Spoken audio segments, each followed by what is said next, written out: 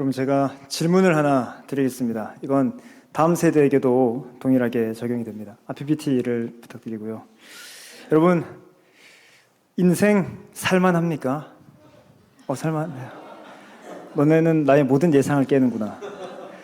인생 살만하십니까? 혹은 인생이 뭘까요? 웬 주말 아침에 이렇게 무거운 얘기를 하느냐 하실 수도 있습니다. 인생 정말 살만하십니까? 정말 인생이 그리고 괜찮으세요? 그리고 고마워요. 답변. 네. 인생이 뭘까요? 어떤 사람은 인생 이렇게 얘기합니다. 인생 뭐 있어? 먹고 싶은 거 먹고 하고 싶은 거 하고 가고 싶은 데 가고 보고 싶은 사람 보고 사는 것, 그게 인생이지. 이렇게 얘기하는 사람도 있습니다. 제가 인생 살만하냐, 인생 뭐 있냐 구글에 치면 저런 게 정말 많이 나와요. 그런 것도 있습니다. 인생 뭐 있어? 훌랄라 치킨이지. 이런 것도 있고, 인생 뭐 있어? 라는 트로트도 있습니다. 들어보세요. 근데 정말 이렇게 그냥 간단하게 쉽게 얘기할 수 있습니까? 인생 뭐 있어? 그냥 하고 싶은 거 하고 먹고 싶은 거 먹고 가고 싶은 데 가고 보고 싶은 사람 보면서 살면 그게 즐겁고 행복한 인생이지라고 할 수 있습니까? 물론 그렇게 살아도 됩니다. 대신에 성경은 그렇게 말하지 않습니다. 인생이 뭐 있냐라는 이 질문을 답을 하기가 그렇게 간단하지 않은 이유는 오늘 제가 여러분들에게 나누고 싶은 것은 인을 떼는 것 때문입니다. 인을 떼는 것. 오늘 본문은 제가 요한계시록 7장을 함께 나누었습니다. 근데 사실 이건 지금 5장부터, 물론 더 전에는 4장부터지만 5장과 6장에서 이어지는 말씀을 쭉 받아서 하고 있는 것입니다. 5장에서는 하나님의 오른손에 두루마기가 하나 있습니다. 두루마리가 하나 있습니다. 그런데 이 두루마리에 총 7개의 인이 거기에 찍혀 있습니다. 여러분 옛날에 그런 거 아세요? 이렇게 편지가 있고 이렇게 셜록 홈즈나 탐정물에 보면 빨간색 도장으로 이렇게 찍어서 편지를 이렇게 봉한 그것을 말하는 것입니다. 그러니까 한 두루마리가 있고 거기에 7개의 인이 찍혀 있어서 봉해져 있습니다. 이걸 이제 열어야 하는 것이죠. 6장의 내용은 이제 그 인을 하나씩 떼는 장면이 나옵니다. 그런데 하나씩 뗄 때마다 심판과 환난, 재앙이 일어납니다. 하나씩 떼니까 사망이 임하고 기근이 임하고 지진이 일어나고 하늘에서 별들이 떨어지고 태양이 어두워지고 달이 빛이 변하고 하늘이 말려가는 것 같고 땅에 있는 산과 섬들이 막 움직입니다. 그러니까 온갖 재난과 환난, 난리 중에 난리, 환난 중에 환난, 재난 중에 재난이 인을 하나씩 뗄 때마다 일어나는 거예요. 그럼 총 7개의 인 중에 하나, 둘, 셋, 넷, 다섯, 6개 인까지 다 뗐습니다. 지금 세상이 완전 초토화가 됐습니다. 그러고 나니 6장의 마지막 질문은 이것입니다. 대체 이런 환난 중에 환난, 재난 중에 재난, 난리 중에 난리 가운데에 누가 능히 서겠느냐? 이게 6장의 마지막 질문입니다. 지금 인을 뗄 때마다 완전히 초토화됐습니다. 이 진노의 큰 날이 이르렀는데 이 가운데 누가 능히 서겠느냐, 혹은 누가 구원받겠느냐, 누가 구조되겠느냐, 누가 멀쩡하겠느냐라는 질문이 6장의 마지막 절입니다. 오늘 본문 7장은 여기에 대한 답변입니다. 7장을 여기에 대한 답변입니다. 그래서 지금 7장은 어떤 것이냐면 6장까지 6개의 인을 뗀 뒤에 이제 8장에 가면 마지막 7번째 인을 뗍니다. 그 중간에 삽입된 말씀이에요. 그러니까 마치 음악으로 치면 중간에 간주와 같은 교향곡이 바로 7장입니다. 그러면 6장이 질문했습니다. 누가 능히 서겠느냐? 거기에 대한 답을 한번 써보겠습니다. 자, 동그라미 1번에는 이렇게 쓰십시오. 인침받은 자라고 쓰십시오. 인침받은 자.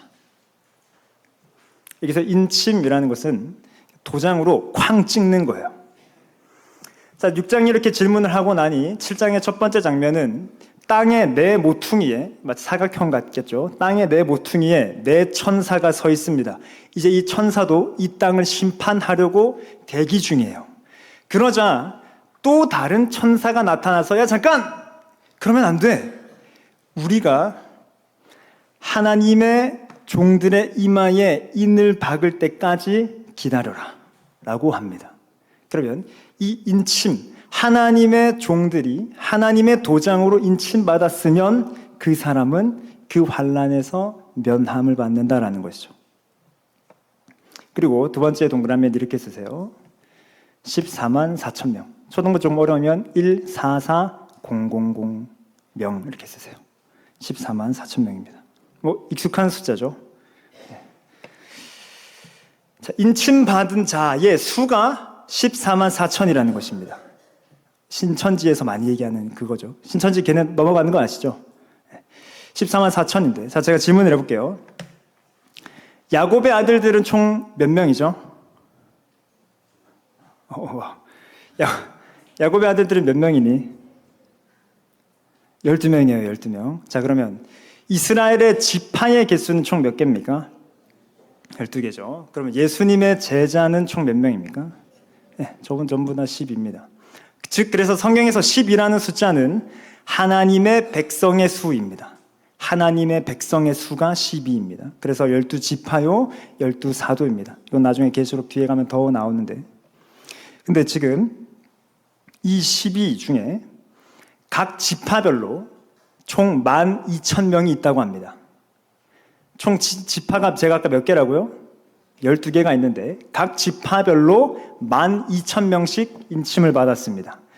성경은 곱하기들을 잘하면 거기에 대한 신학도 담겨 있는데 12,000은 12 곱하기 1000이에요. 제가 아까 12는 성경에서 하나님 백성의 수라 하였습니다. 1000은 완전함을 뜻하기도 하고 혹은 충분함, 충만함을 뜻하기도 합니다. 들어보셨죠? 12 완전수라는 거. 거기에 대한 곱셈이니 완전 혹은 충만을 뜻합니다. 즉, 각 지파의 완전한 하나님의 백성의 수가 찼다라는 것입니다. 그 각 지파별로 12,000명이니 곱하기 12를 하면 총 몇 명인지요? 청소년부 친구들? 144? 아니요. 기초 수학시험 쳤어요, 이번에? 자, 이게 되는 것이죠. 그런 거 안 외우니까 11 곱하기 11은 121이고 12 곱하기 12는 144고 13 곱하기 13은 169고 이러면 계산 빠르잖아요. 왜 처음 듣는 것처럼 그러지?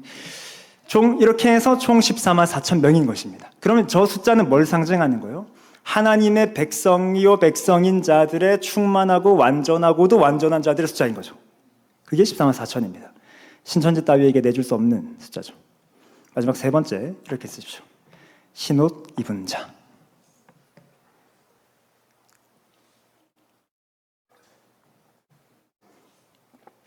지금 인침받은 자와 총 14만 4천 명의 특징은 뭐냐? 흰색 옷을 입은 것입니다. 흰색 옷을 입은 것. 9절에 보니 이 일 후에 내가 보니 각 나라와 족속과 백성과 방언에서 아무도 능히 셀 수 없는 큰 무리가 나와 흰 옷을 입고 손에 종려 나무가지를 들고 보좌과 어린 양 옆에 서서 큰 소리로 외쳐 이르되 찬송합니다. 뭐라고 찬송할까요? 여러분들 다 아시는 찬송입니다. 구원하심이 보좌에 앉으신 우리 하나님과 어린 양께 있도다라는 찬송을 합니다. 여기까지가 7장의 내용이고 오늘 읽었던 본문까지의 앞절이에요. 그러면 지금 6장이 질문했습니다. 이 심판의 때에 누가 능히 서겠느냐?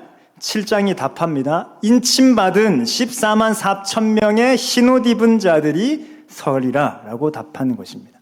그러면 오늘 본문은 뭐냐면, 우리가 아까 읽었던 본문은 뭐냐면 장로 중 하나가 묻습니다. 이 흰옷 입은 자들이 누구며 어디서 왔느냐? 이게 오늘 본문입니다.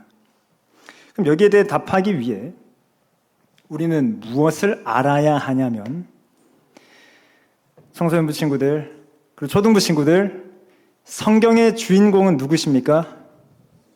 예수 그리스도시죠. 우린 저 질문에 답하기 위해 흰옷 입은 자들을 연구할 것이 아니라 예수 그리스도가 누구신지를 알면 됩니다. 그건 뒤에 가서 펼쳐지게 되죠. 그래서 오늘 이 예수님에 대해 두 가지로 살펴보겠습니다. 첫 번째, 고통 중의 위로.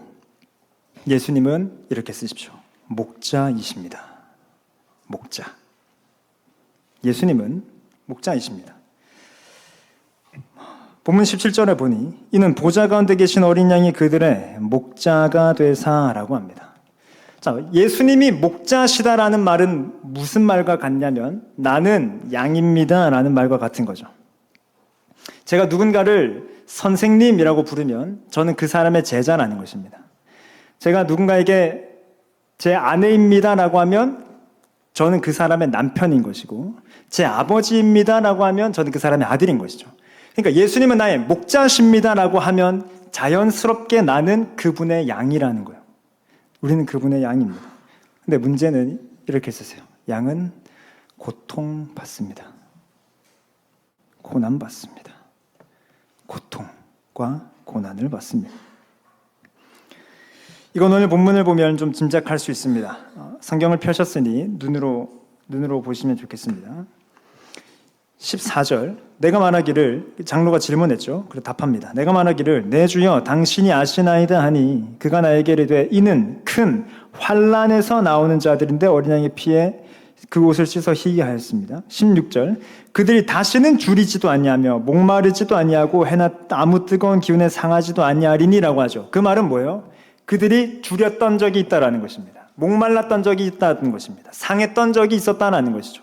17절, 중간부부터 보십시오. 하나님께서 그들의 눈에서 모든 눈물을 씻어주실 것입니다. 즉 흰옷을 입은 자들이 지금 어떤 상태로 서 있습니까? 눈물을 흘리고 있죠. 어린 양 예수님께서 그 눈물 닦아주시는 거예요. 그러니 양에게 이미 전제된 것은 양은 고통받습니다. 양은 고난당합니다. 우리는 어린 양입니다. 즉 우리는 그렇게 고통받으며 살고 있습니다. 혹시 여기 계신 분들 중에 제 삶에는 고통이 없습니다, 제 삶에는 어려움이 없습니다 라고 하는 사람 있으세요? 지금 하면 안 돼. 지금 하면 눈치가 없는 거야. 그런 사람 없죠? 우리 모두는 고통 가운데 있습니다. 그런 적이 있죠. 지금 시기는 조금 괜찮은 시기였을지 몰라도 언젠가 예전에 고통 당했었고 죄송하지만 언젠가 또 고통 당할 겁니다.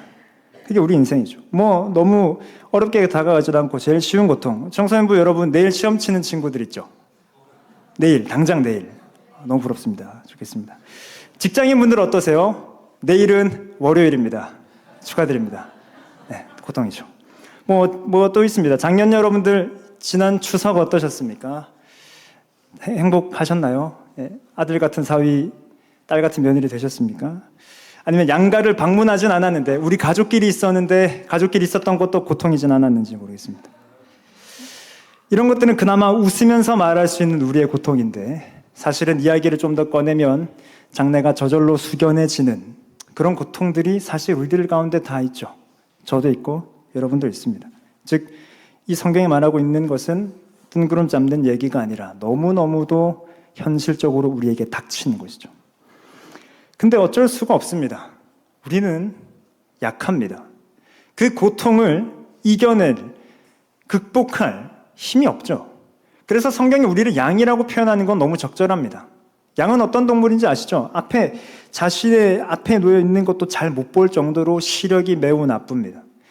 그렇다고 그럼 자기 자신을 잘 지킬 수 있느냐? 그것도 아니죠. 위협적인 뿔이 있는 것도 아니고 날카로운 발톱이 있는 것도 아니고 무시무시한 이빨이 있는 것도 아닙니다. 그런 동물이 아니죠. 그렇다고 맹수가 달려오면 빨리 도망갈 수 있느냐? 그것도 아니죠. 양이 뛰는 거 보셨습니까? 그렇게 빠르지 않아요. 그냥 맹수가 쫓아오면 그냥 따라잡히는 것입니다. 너무너무도 약합니다. 그게 양이에요. 그러니까 우리는 고통에 그렇게 그냥 당합니다. 고통을 그냥 당해요. 내일 시험 어쩔 수 없잖아요. 당해야죠, 그냥. 당하고. 추석 명절 당하고. 돈이 없어서 궁핍하고 그냥 당하고. 사람과의 인간관계 문제 그냥 당하고. 도망갈 수 있으세요? 극복이 가능했었습니까? 성경이 우리를 양이라고 하는 것은 어쩌면 우리를 너무 잘 알기 때문입니다. 우리는 피할 재간이 없죠. 그러면 성경은 우리를 양이라 할 때 우리를 그냥 초라하게 만듭니까? 아닙니다. 목자가 있죠. 이번엔 이렇게 쓰십시오. 목자는 이끄십니다. 이끄십니다.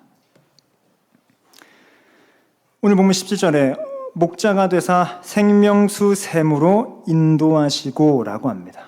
이건 시편 23편과 닮았죠. 다 아시는 것입니다.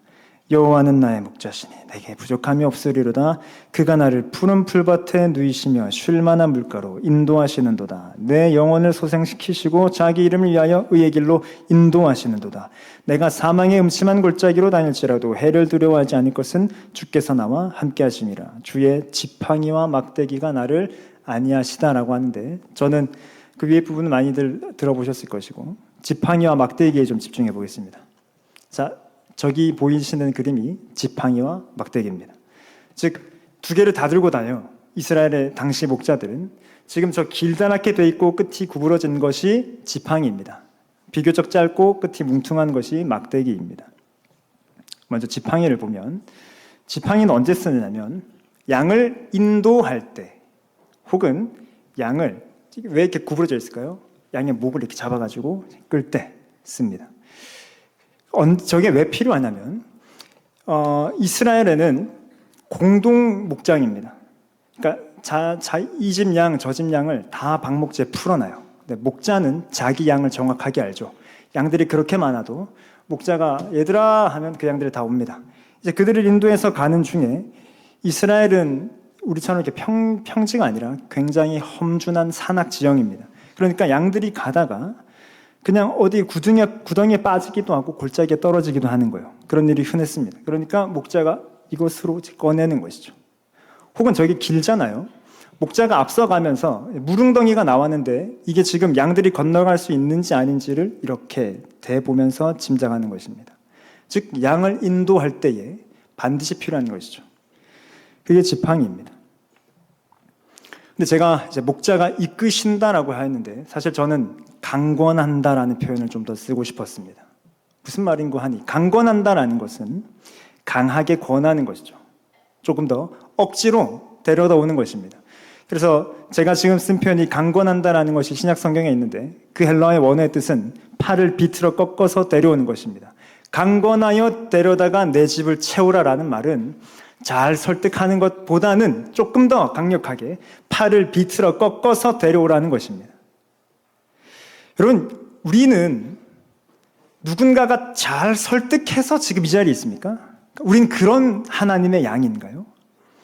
우리는 다 양 같아서 각기 제 길로 갔지만 목자가 저 지팡이로 우리를 이렇게 끌어다가 여기 앉힌 것입니다. 그래서 찰스 스펄전은 이렇게 얘기합니다. 제가 읽을 테니 눈으로 따라오시기 바랍니다. 나는 하나님의 결심과 의지가 참 좋습니다. 그 무엇도 여기에 비할 수 없습니다. 인간의 결심이 무슨 소용입니까? 인간은 의지대로 행하지 않습니다. 결심을 말해놓고 약속을 어깁니다. 그러나 하나님의 결심은 결코 그렇지 않습니다. 그분이 결심하시면 그대로 됩니다. 그분의 의지대로 됩니다. 우리는 가지 않겠다라고 말하지만 하나님은 너는 오게 되어 있느니라 라고 이르십니다.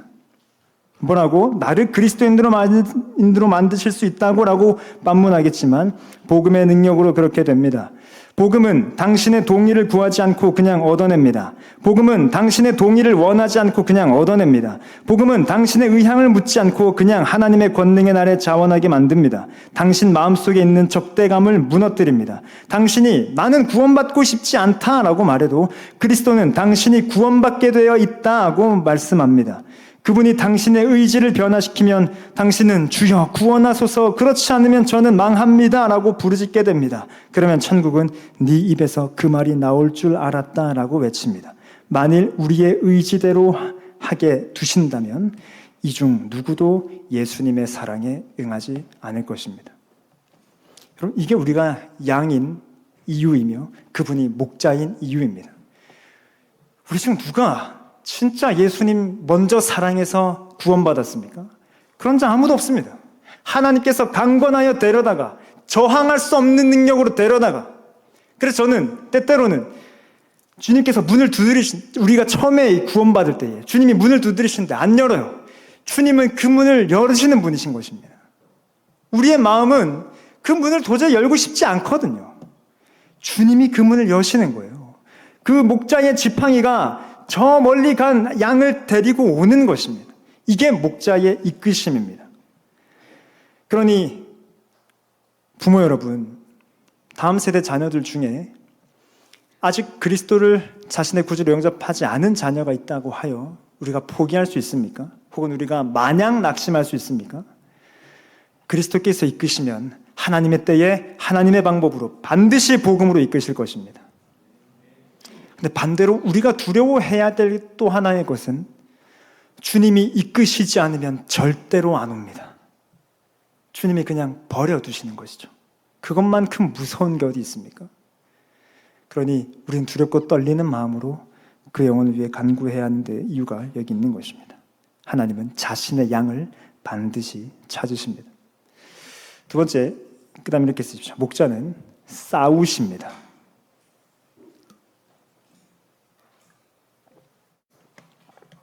아까 지팡이를 보았는데 목자는 막대기도 들고 다닙니다. 여러분, 목자는 마냥 유순한 하하호호 하는 산타클로스 같은 사람이 아닙니다. 목자는 워리어예요. 파이터예요. 강한 전사이어야 하고 용사이어야 합니다. 지금 보시는 그림은 다 아시죠? 다윗과 골리앗의 장면입니다. 다윗이 골리앗을 맞서 싸울 때 뭘 들고 나갔을까요? 물매와 돌을 가지고 나갔죠. 잘 아시는데 들고 나간 게 하나 더 있습니다. 다윗이 본능적으로 들고 간 것이 하나 있죠. 사무엘상 17장인데 제가 읽겠습니다. 지금 이제 다윗이 찾아가서 싸우겠다고 얘기한 장면입니다. 다윗이 사울에게 말하되 주의 종이 아버지의 양을 지킬 때에 사자나 곰이 와서 양떼에서 새끼를 물어가면 내가 따라가서 그것을 치고 그 입에서 새끼를 건져내었고 그것이 일어나 나를 해하고자 하면 내가 그 수염을 잡고 그것을 쳐 죽였나이다. 여러분, 다윗의 직업이 뭐였습니까? 목동이었습니다. 목자, 양을 치는 자였습니다. 근데 지금 사울 앞에 가서 뭐라고 얘기하냐면 제가 어떤 경험이 있냐면 제 양을 보호했던 경험이 있습니다. 근데 일어나 치고 그를 쳤다라고 말합니다. 뭘로 쳤을까요? 주먹으로, 막대기로 친 것이죠. 그 목자가 항상 들고 다니는 지팡이와 막대기. 그래서 막대기의 용도는 그 맹수로부터 자신의 양을 보호하기 위해 쓰는 무기입니다. 그래서 목동이었던 다윗은 골리앗을 향하여서 나갈 때에 자신의 목자 신분을 잊지 않고 막대기를 챙겨 나갑니다. 그래서 40절에서는 이렇게 말하죠. 손에 막대기를 가지고, 저 막대기가 그 막대기입니다. 같은 언어입니다. 시내에서 매끄러운 돌 5을 골라서 자기 목자의 제구 곧 주머니에 넣고 손에 물매를 가지고 블레셋 사람에게로 나아가니라. 막대기를 가지고 나간 것입니다. 난 지금 싸우러 가니까. 그걸 본 골리앗이 놀리죠. 블레셋 사람이 다윗에게 이르되 네가 나를 개로 여기고 막대기를 가지고 내게 나왔느냐 하고. 그러니까 이미 그 당시 사람들이 아는 거예요. 목자가 막대기를 들고 나왔다라는 게 어떤 의미인지 아는 것입니다. 그러니까 네가 겨우 그 정도의 개나 사자 같은 맹수 정도로 지금 나를 여겼느냐라고 한 것입니다. 이게 목자의 막대기입니다. 예수님이라는 우리의 선한 목자는 우리를 위해 싸우십니다. 그분은 항상 지팡이를 들고 계시며 동시에 막대기를 들고 계십니다. 그 선한 목자께서 우리를 위해 싸우시는데 누가 우리를 해야겠습니까? 예수님이 자신의 양을 맹수의 손에, 원수의 손에 힘없이 무기력하게 빼앗기실까요? 절대 그럴 리가 없습니다. 강한 목자요, 능하신 목자는 반드시 원수와 싸워 자신의 양을 거기로부터 구원해내시는 분이십니다. 그렇다면 이 질문이 들죠. 근데 왜 우리는 고통받느냐? 신자의 고통은 이렇게 나눌 수 있습니다. 신자의 고통 크게 두 가지입니다. 하나는 우리가 예수님에게 속했기 때문에 받는 미움입니다. 그것이 우리의 고통의 이유입니다. 예수님에게 속했기 때문에 우리는 미움받는 것입니다. 요한복음 15장은 이렇게 말하죠. 세상이 너희를 미워하면 너희보다 나를 먼저 미워한 줄을 알라. 내가 세상에 속하였으면 세상이 자기의 것을 사랑할 것이나 너희는 세상에 속한 자가 아니요 도리어 내가 너희를 세상에서 택하였기 때문에 세상이 너희를 미워하느니라. 즉 세상이 우리를 미워하기 때문에 받는 고통이 있습니다. 반대로 여러분들 세상에서 미움받으십니까? 세상에서 조롱당하십니까? 예수님 믿는다고 손가락질 당하십니까? 내가 완벽하게 목자에게 속했다라는 증거입니다. 세상은 그 선한 목자를 싫어하거든요. 그렇기 때문에 그 선한 목자의 양인 우리도 싫어합니다. 이래서 우리가 고통받는 거예요. 또 하나의 고통은 우리를 향한 징계입니다. 아까 그 막대기는 원수를 칠 때에도 쓰는데 더 흔하게 이 양을 때릴 때도 씁니다. 맨날 데리고 다니니까 너 이렇게 말 안 들어 하면서 치는 것이죠. 혹은 잘못된 길로 가면 이렇게 치는. 그래서 이 막대기는 원수를 향해서도 쓰지만 이 양에 대한 훈육을 위해서도 씁니다. 그런 점에서 목자는 양의 아버지죠. 그래서 히브리서 12장 8절을 이렇게 말합니다. 함께 읽겠습니다. 징계는 다 받는 것이거늘 너희에게 없으면 사생자요 친아들이 아니니라. 우리 다음 세대 친구 여러분, 엄마 아빠한테 혼난 적 있어요? 어땠어요? 엄마 아빠가 막 무섭게 혼냈어요? 지원이가 그랬답니다. 지원이는 엄마 아빠의 사랑받는 딸인 거예요. 축하합니다. 우리는 부모라면 본디 자식을 그렇게 훈계하게 되어 있습니다. 그래서 징계는 다 받는 것이거늘, 저기서 징계라고 번역되었지만 저 헬라어의 또 다른 뜻은 파이데이아, 교육이라는 뜻입니다. 교육은 다 받는 것이거늘 없으면 너는 사생자지 친아들이 아니지 않느냐. 바꿔 말해 친아들이면 징계를 받는 것입니다. 때로는 그래서 우리가 받는 고통이란 뭐냐? 하나님께서 우리를 지금 가르치시고 계신다라는 것이죠. 그런데 목자이신 주님 그리고 우리의 고통을 생각할 때에 지금 제가 앞서 나눈 것보다 훨씬 더 큰 위로가 있습니다. 그것은 위로의 절정, 예수님이 어린 양이라는 사실입니다. 사실 제가 오늘 가장 본문에서 아름답다고 생각하는, 그래서 오늘 제가 많이 강조하고 싶은 부분은 17절을 보십시오. 이는 보좌 가운데에 계신 어린 양이 그들의 목자가 되사. 너무 이상하지 않습니까? 어린 양이 목자이십니다. 여러분, 아까 우리가 어린 양이라면서요. 우리가 양이라면서. 근데 이제 목자가 나를 이끈다고 눈을 들어 보니 그 목자도 양인 것입니다. 그 목자도 양인 것입니다. 즉, 그리스도께서 어린 양이시다라는 말은 무엇입니까? 그분이 우리와 같이 되셨다는 말입니다. 그분이 우리와 같이 되셨습니다. 하나님이 인간이 되셨습니다. 하나님의 아들이 사람의 아들이 되셨습니다. 목자가 어린 양이 되신 것입니다. 우리는 삼위일체를 알죠. 삼위일체 하나님을 믿습니다. 즉 하나님과 예수님은 한 분이시죠. 이 말은 우리가 구약 성경을 읽을 때에 만났던 그 위엄 있던 여호와 하나님과 이 땅 가운데 오신 예수님은 한 분이시라는 것이죠. 그분의 위엄은 동등합니다. 근데 우리가 구약에서 봤던 여호와 하나님은 얼마나 위대하셨고 위엄 있으신 모습이셨습니까? 온 우주를 만드셨습니다. 홍해를 가르셨습니다. 신의 산에서 그분이 말씀하시자 천둥과 번개가 치고 나팔 소리가 났습니다. 여호와의 영광을 대면하는 이들은 다 죽은 자와 같이 되었습니다. 그런데 그분이 인간이 되신 거예요. 사람이 되신 것입니다.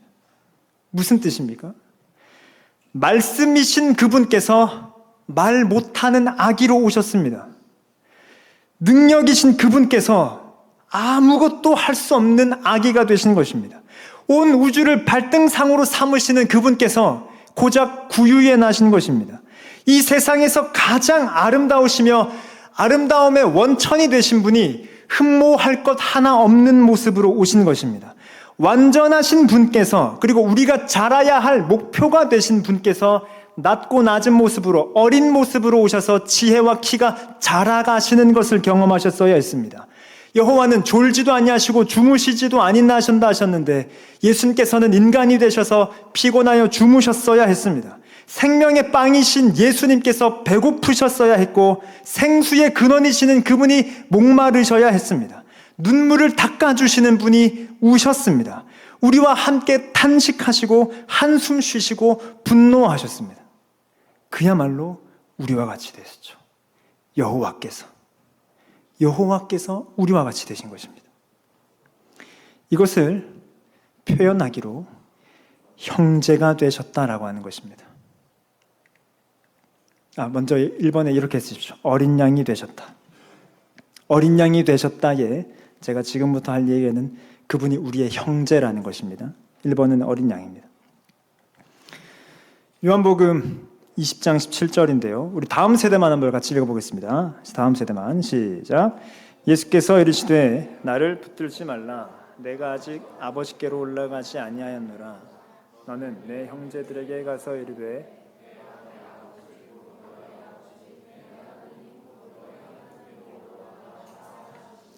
지금 이건 무슨 장면이냐면 예수님께서 부활하셨습니다.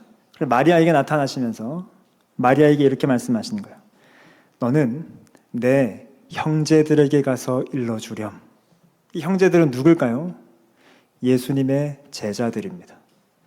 즉 예수님은 자신의 제자, 예수님이 얼마나 완전한 스승이십니까? 그리고 그들이 얼마나 보잘것없는 제자였습니까? 복음서에서. 근데 그 제자를 향해 이제 예수님이 십자가에 죽으시고 부활하신 뒤에 무엇이라 말씀하시냐면 그들은 나의 형제다. 내 형제다. 내가 이제 그들과 같아졌다라는 것입니다. 초등부 친구들 오랜만이죠. 말씀 한번 같이 찾아보겠습니다. 히브리서 2장입니다. 히브리서 2장 11절을 찾아보십시오.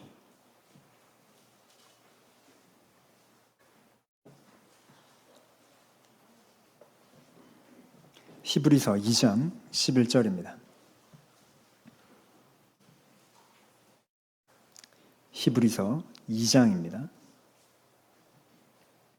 11절부터 제가 읽을 테니 눈으로 따라오시기 바랍니다.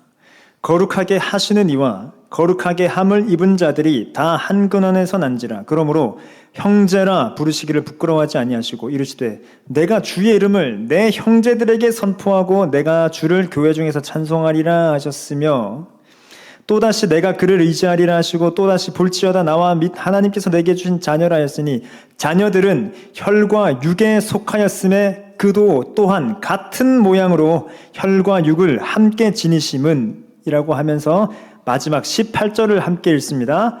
그가 시험을 받아 고난을 당하셨은즉 시험 받는 자들을 능히 도우실 수 있느니라. 그가 왜 형제가 되셨습니까? 주님께서 이제 시험 받는 자들을 도우시는 분이시기 때문입니다. 그분이 시험 당하셨기 때문이죠. 그분이 고난, 고통을 당하셨기 때문입니다. 즉 이렇게 쓰십시오. 우리를 깊이 아십니다. 우리를 깊이 아십니다. 우리의 고통을 깊이 아십니다. 이건 하나님께서 전지하신 분이기 때문에 저 하늘에서 수백 수만 가지의 CCTV를 가지고 우리를 다 보신다라는 것이 아니라 우리를 깊이 아십니다. 느끼십니다. 경험하십니다. 공감하시죠. 그래서 우리는 이 구절에 주목할 필요가 있습니다. 바울이, 그러니까 아직 사울일 때죠. 다메섹 도상에서 빛이신 예수님을 만나는데 예수님이 이렇게 말씀하십니다. 지금 십자가와 부활 이후죠. 땅에 엎드려져 들음에 소리가 있어 이르되 사울아 사울아 어찌하여 네가 나를 박해하느냐 하시거늘 대답하되 주여 누구시니까 이르시되 나는 네가 박해하는 예수라. 여러분 바울이 예수님을 박해했습니까? 교회를 박해했죠. 예수님을 본 적이 없습니다. 교회를 박해했습니다. 그런데 예수님이 나타나셔서 뭐라고 말씀하세요? 넌 왜 나를 박해하니? 즉 예수님은 교회와 함께 느끼시는 것입니다. 교회의 아픔을 함께 느끼십니다. 교회와 함께 박해를 받으시고 계셨던 거예요. 그러니까 너는 왜 내 교회를 박해하느냐라고 하시지 않으시고 너는 왜 나를 박해하느냐라고 하시는 것입니다. 그분이 우리의 아픔을 느끼시는 것이죠. 근데 이렇게 아는 것이 우리의 진짜 위로가 되는 데에는 더 중요한 이유가 있습니다. 이렇게 쓰십시오. 두 번째, 죽으신다. 어린 양이시다라는 말은 그분이 죽으신다라는 것이며 이건 최고의 고난을 뜻합니다. 예수님께서 왜 어린 양이십니까? 세례 요한이 예수님을 가리켜 이렇게 말하죠. 보라, 세상 죄를 지고 가는 하나님의 어린 양이로다. 이건 구약을 배경으로 한 것입니다. 즉 그분께서 죽으심으로 우리의 죄를 사하신다라는, 그분이 희생제물이 되신다라는 것이죠. 즉 예수님은 어린 양이시다, 그 말은 그분이 죽으신다라는 것입니다. 그래서 요한복음 10장은 이렇게 말하죠. 나는 선한 목자라. 선한 목자는 양들을 위하여 목숨을 버리거니와 라고 합니다. 이게 목자입니다. 저기서 위하여라는 말은 그냥 전치사로 for이라고 번역이 될 수 있겠지만 헬라어로 보면 무엇을 대신하여, 대표하여 이런 뜻입니다. 즉 선한 목자가 양들을 대신하여 죽으신 것입니다. 목숨을 버리시는 것이죠. 목자가 양을 대신하여 죽으십니다. 십자가예요. 그러면 이제 점점 결론으로 갑니다. 예수님의 죽은 십자가는 무슨 의미를 가질까요? 제가 질문을 해보겠습니다. 음성으로 답변하시지 않으셔도 됩니다. 누가 예수님을 죽였습니까? 누가 예수님을 죽였습니까? 유대인이라 답할 수도 있고 로마 군중이라 할 수도 있습니다. 물론 그리고 우리가 못 박았죠. 근데 더 궁극적으로 누가 죽였을까요? 존 파이퍼 목사님은 자신의 친구 목회자의 경험을 하나 들려줍니다. 잘 들어보십시오. 목회를 하고 있는 내 친구 중 하나가 자신의 설교 중 매우 강력했던 한순간에 대해 말해주었다. 그는 한 교도소에서 고난주간 목요일 밤에 말씀을 전했다. 그리스도의 죽음에 관해 메시지를 전하던 중 그는 잠시 멈추고 수감자들에게 질문을 했다. 누가 예수님을 죽였습니까?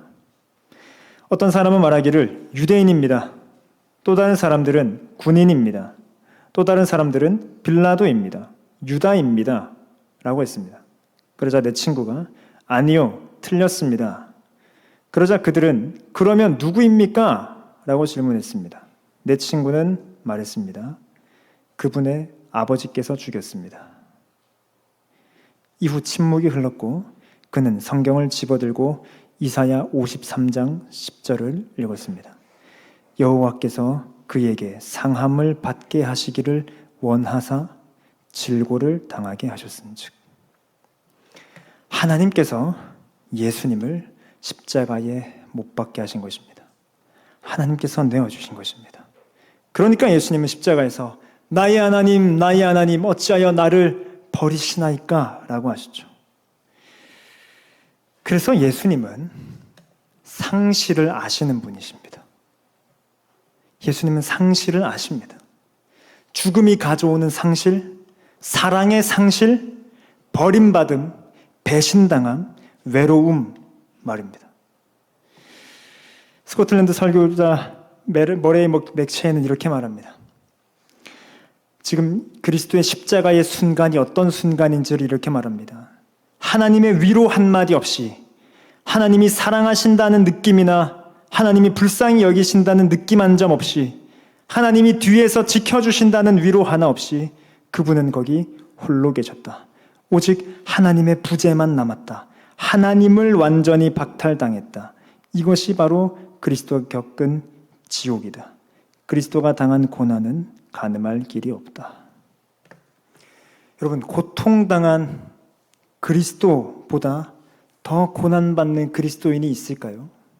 우리는 고난의 때에 그래도 항상 하나님이 함께 하십니다. 그런데 그리스도의 고난은 무엇이었냐? 아버지가 함께 하시지 않는 고난, 아버지를 박탈당한 고난, 아버지의 사랑스러움과 자비로움에서 빼앗긴 고난, 그게 예수님이 당한 고난입니다. 이보다 더 큰 고난을 당한 이가 우리 중에 누가 있습니까? 그분이 어린 양이시다라는 것은 이것입니다. 그럼 그분이 왜 그렇게까지 하셨어야 했습니까? 예수님은 왜 그렇게 죽으셨어야 했습니까? 하나님은 왜 자신의 아들을 버리셨어야 했습니까? 우리를 사랑하시기 때문이죠. 우리를 사랑하시기 때문입니다. 그분은 온 우주의 유일한 주권자시고 최고의 지존자시죠. 그렇기 때문에 그분이 당한 고난은 절대로 타인에 의해서 타의적으로 당하지 않습니다. 누가 그를 건드립니까? 근데 그분이 고난당하셨다라는 건 100%, 1000% 자발적이신 것입니다. 왜 그분께서 그렇게 자발적으로 죽으셨어야 했습니까? 우리를 그만큼 사랑하신다는 것이죠. 그것이 그리스도께서 우리를 향해 베푸신 사랑입니다. 마지막으로 이렇게 쓰십시오. 이것이 오늘 제 결론입니다. 양은 초대받습니다. 그리스도는 양을 이 자리로 초대하시는 것입니다. 고난은 우리를 이 자리로 초대합니다. 히브리서 5장 8절은 그리스도의 고난에 대해서 이렇게 말합니다. 그가 아들이시면서도 받으신 고난으로 순종함을 배워서, 즉 그리스도께서 고난을 통해 순종을 배우신 것입니다. 그래서 댄 맥카튼이라는 신학자는 이렇게 말합니다. 그리스도는 고난을 통해 인간다움을 배웠다. 따라서 그리스도인은 고난을 통해 그리스도다움을 배워야 한다.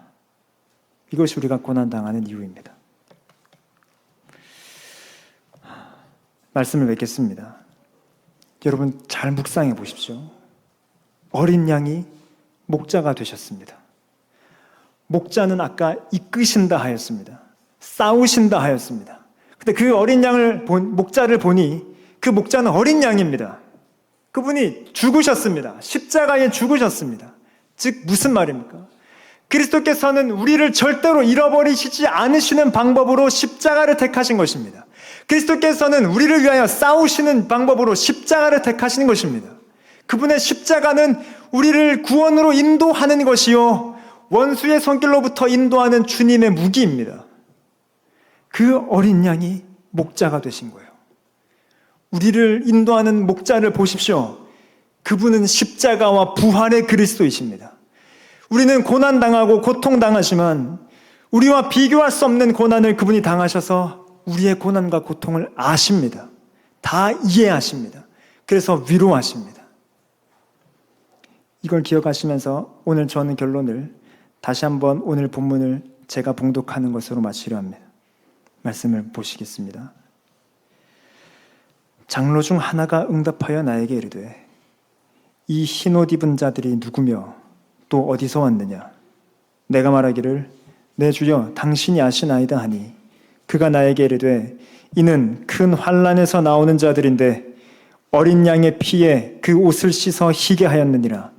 그러므로 그들이 하나님의 보좌 앞에 있고 또 그의 성전에서 밤낮 하나님을 섬기매 보좌에 앉으신 이가 그들 위에 장막을 치시리니 그들이 다시는 줄이지도 아니하며 목마르지도 아니하고 해나 아무 뜨거운 기운에 상하지도 아니하리니 이는 보좌 가운데에 계신 어린 양이 그들의 목자가 되사 생명수 샘으로 인도하시고 하나님께서 그들의 눈에서 모든 눈물을 씻어주실 것임이라. 함께 찬송가 570장 찬양하겠습니다.